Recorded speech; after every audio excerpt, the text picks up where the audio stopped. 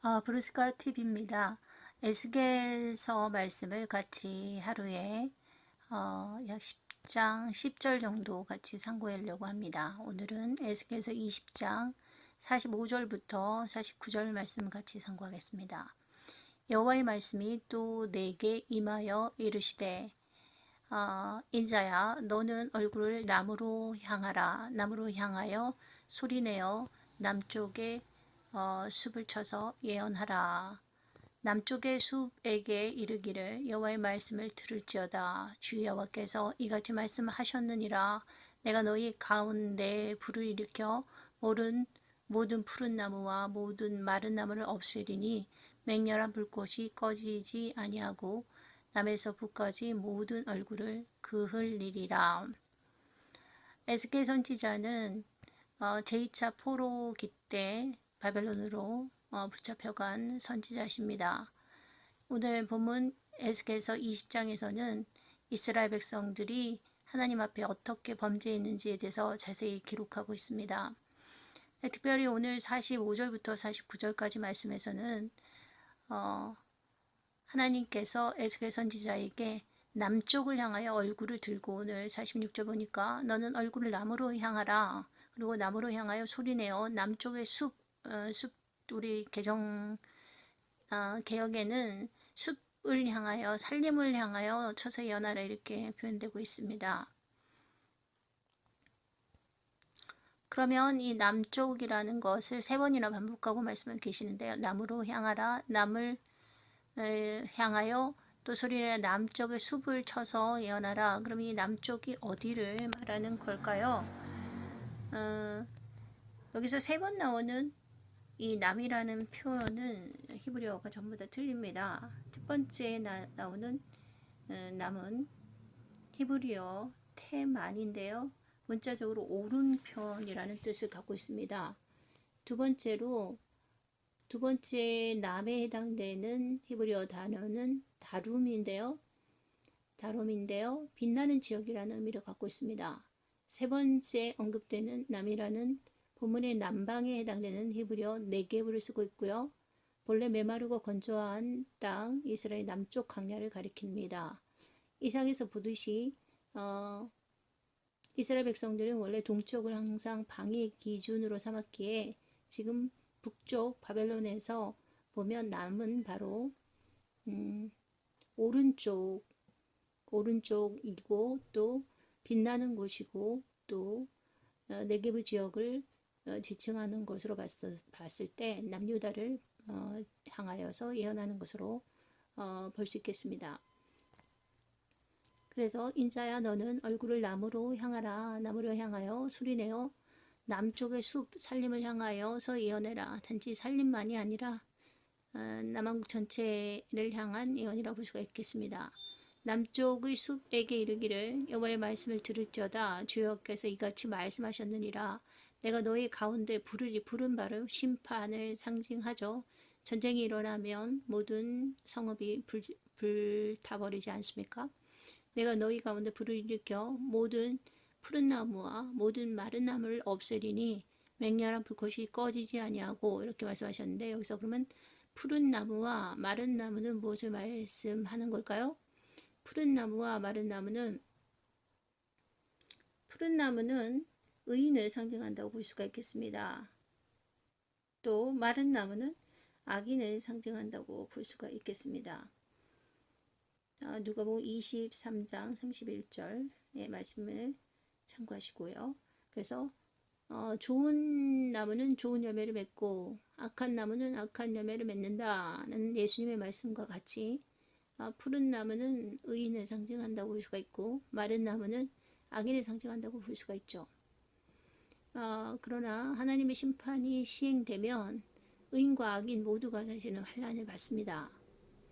그러나 의인은 하나님께서 붙드시고 지키시며 악인에게는 그 심판이 더 분명하고 확실하게 나타나겠죠. 마른 나무를 없애리니 맹렬한 불꽃을 꺼지지 아니하고 남에서 북까지 모든 얼굴을 그슬릴지라. 모든 얼굴을 그슬린다는 것은 이스라엘 민족이 거하는 모든 땅에 이 하나님의 심판이 미칠 것이며, 그슬린다는 것은 불꽃이 그 땅에 부어짐으로 말미암아 그 땅이 황폐하게 될 것을 말씀하는 것이죠.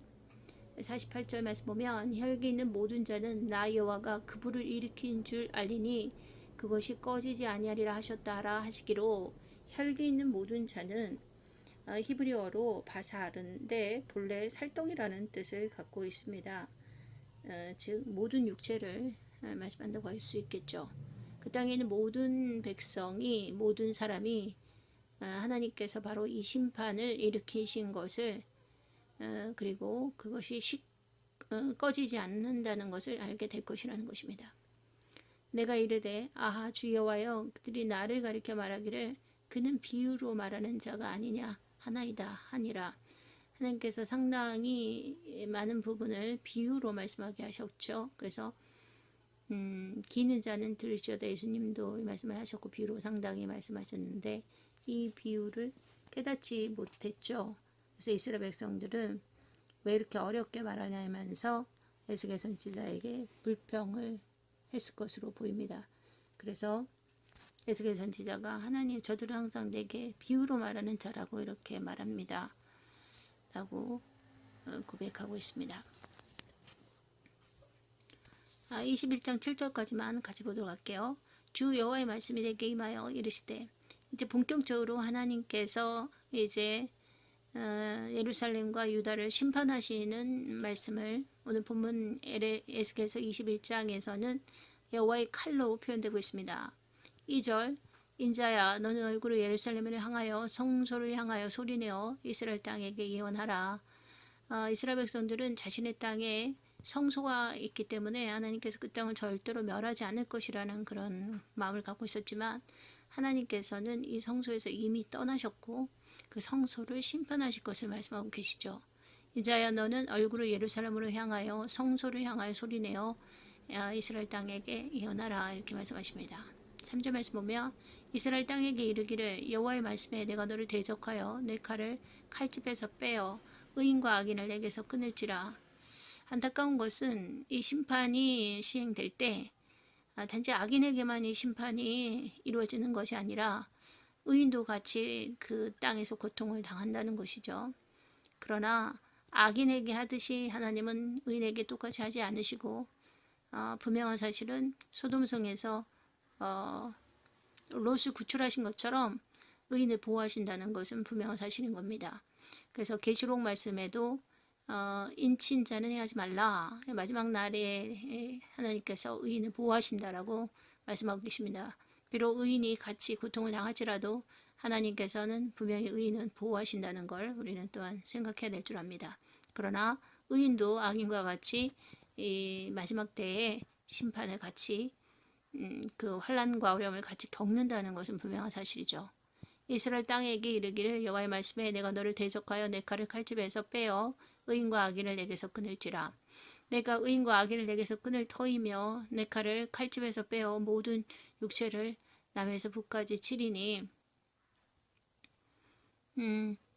그 땅에 있는 모든 사람들이 하나님의 그 심판을 받을 것을 남에서 북까지로 표현되고 있습니다. 모든 육체는 나 여호와가 그 칼을 칼집에서 빼는 줄 알지라. 칼이 다시 꽂히지 아니하리라 하셨다 하라. 그래서 모든 육체가 하나님께서 바로 이 심판을 시행하신다는 것을 알게 하라. 칼은 심판 자체는 아니고 심판의 도구인데요, 이 칼이 바로 하나님의 심판을 상징하신 것으로 오늘 본문은 기록하고 있습니다. 그래서 에스겔 선지자에게 이렇게 말씀하십니다. 인자야 탄식하되 너는 허리가 끊어지듯 탄식하라. 그들의 목전에서 슬피 탄식하라.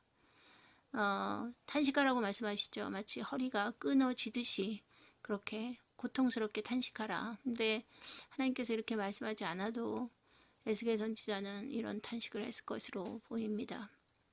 아무리 회개하라고 얘기해도 회개하지 않고, 또 그리고 민족의 그리고 그 백성의 멸망을 예언해야 되는 그의 마음은 너무나 고통스러웠을 것으로 생각이 듭니다. 그래서 정말 허리가 끊어지듯이 탄식하면서 그들에게 이 하나님의 메시지를 증거했을 것으로 보입니다. 주님께서도 허리가 끊어지듯이 탄식하듯 그들의 목전에서 슬피 탄식하라. 눈물을 흘리면서 탄식하면서 이 메시지를 전했을 것으로 보이는데요. 우리 요한계시록에서도 하나님께서는 교회들을 향하여서 계속 회개하라, 그리고 내게로 돌아오라 라고 말씀하시지만 돌이키지 않는 자는 마지막 심판에서 구원받지 못하는 줄 압니다. 이렇게 심판하시는 이유는 한 명이라도 더 하나님을 알고 하나님의 그 공의로 돌아오기를 원하시는 하나님의 마음이 표현된 하나님의 그 다스리심의 방법이라는 것을 모든 인류가, 그래도 하나님 믿는 백성들이 꼭 깨달아야 될 줄 압니다. 그들이 내게 묻기를 내가 어찌하여 탄식하느냐 하거든 대답하기를 재앙이 다가온다는 소문 때문이니 각 마음이 녹으며 바로 하나님께서 이 땅을 심판하시는 그 방법이 재앙이죠. 지금도 코로나로 인하여서 세상에 재앙이 가득한데요. 이런 재앙 가운데서 우리 믿는 사람들, 또 예수님 알지 못하는 영혼들은 주님께로 돌아오는 역사가 더욱더 있어야 될 줄 압니다. 사람의 한계를 깨닫고 하나님의 심판이 있음을 알아야 될 줄 압니다. 재앙이 다가온다는 소문 때문이니 각 마음이 녹으며 사람의 마음이 녹고 모든 손이 약해지고 각 영이 쇠하며 모든 무릎이 물과 같이 약해지리라. 보라, 재앙이 오나니 반드시 이루어지리라. 주여의 말씀이니라 하라. 마지막 때에 예수님께서 말씀하시기를 첫째의 기근과 전쟁과 그다음에 또 흉년과 천재지변이 많이 있을 것이라고 말씀하셨습니다. 지금 바로 마지막 때고 요한계시록이 이루어지고 있는데요. 에스겔서 말씀을 통해서 우리가 마지막 때를 어떻게 준비해야 될지를 깨닫는 은혜가 있기를 원합니다. 하나님의 말씀은 반드시 이루죠.